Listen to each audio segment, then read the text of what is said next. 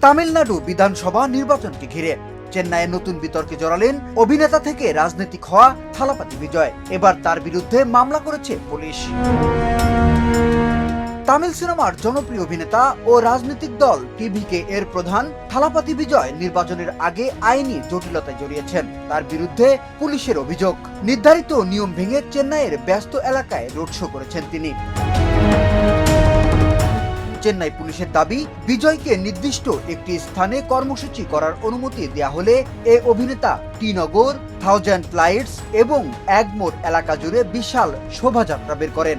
সে সময় হাজার হাজার সমর্থক রাস্তায় নেমে তাকে স্বাগত জানান। এর ফলে গুরুত্বপূর্ণ সড়কগুলোতে তীব্র যানজট তৈরি হয়।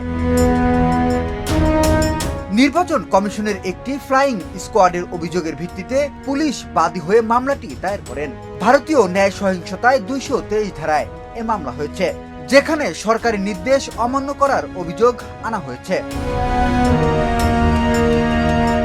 এ মামলায় বিজয় ছাড়াও টিভিকের একাধিক নেতার নাম রয়েছে, তবে এখনো পর্যন্ত এ বিষয়ে কোনো অফিসিয়াল প্রতিক্রিয়া জানাননি বিজয় বা তার দল।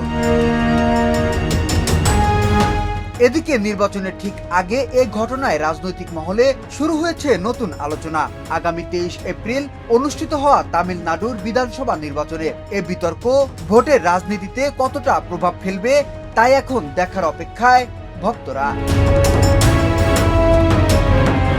বিনোদন ডেস্ক, শোবিজ 24।